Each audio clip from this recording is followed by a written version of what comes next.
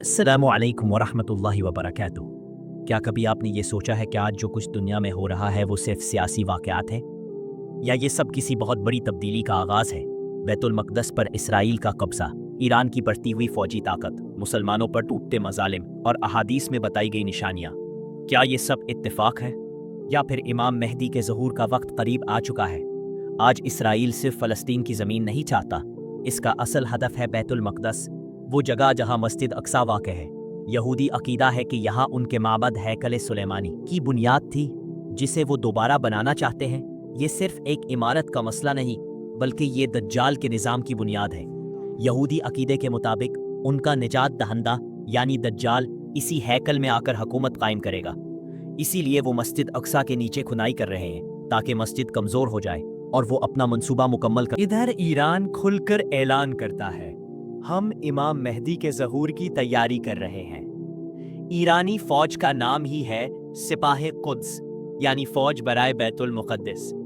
कोई इत्तेफाक नहीं, बल्कि इनके रहनुमा बार बार कहते हैं, हम मेहदी के लश्कर की ज़मीन हमवार कर रहे हैं। शाम, इराक, लुबनान, यमन, ईरान उन तमाम जगहों पर अपने असर व रसूख को बढ़ा रहा है ताकि वक्त आने पर मेहदी के लश्कर की हमायत कर सके। अब जब ईरान और इसराइल खुले दुश्मन हैं और दोनों बैतुल मुक़द्दस को अपने लिए अहम मानते हैं, तो सवाल ये है, क्या इनके दरमियान जंग की तैयारियां हो रही हैं? ईरानी जनरलों ने कहा, हम इसराइल को 7 मिनट में तबाह कर सकते हैं, और इसराइल ने कहा, अगर ईरान ने बैतुल मुक़द्दस के करीब भी आया तो हम मुकम्मल जंग के लिए तैयार हैं।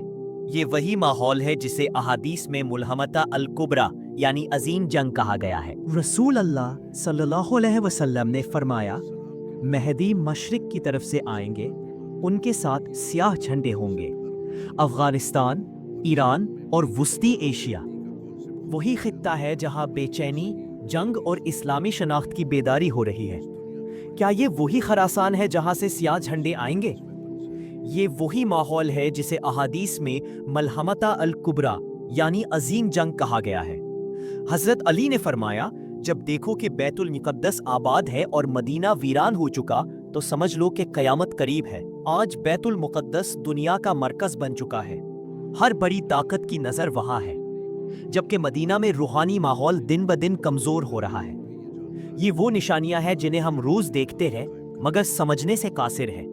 इस वक्त दुनिया के एक हिस्से में बच्चों पर बम गिर रहे हैं, दूसरी तरफ हम सोशल मीडिया में मसरूफ़ हैं।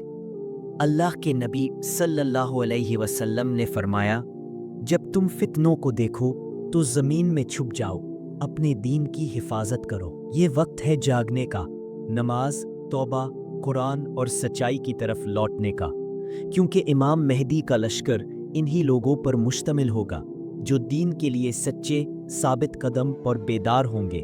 क्या हम इस काबिल है कि मेहदी का साथ दे सके, या हम इन लोगों में होंगे जो दज्जाल के चमकदार जाल में फंस जाएंगे? याद रखें, वक्त बहुत कम है और आजमाइशें बहुत बड़ी। दुश्मन बैतुल मुक़द्दस पर कब्जे के लिए दिन रात काम कर रहा है। ईरान मैदान में आ चुका है और इमाम मेहदी का वक्त आसमानी तकवीम के मुताबिक करीब है। अगर आज भी हम न जागे तो कल का दिन बहुत अंधेरा होगा। आज ही तौबा करें, दीन से जुड़े और ये पैगाम आगे फैलाएं, शायद किसी की आंख खुल जाए।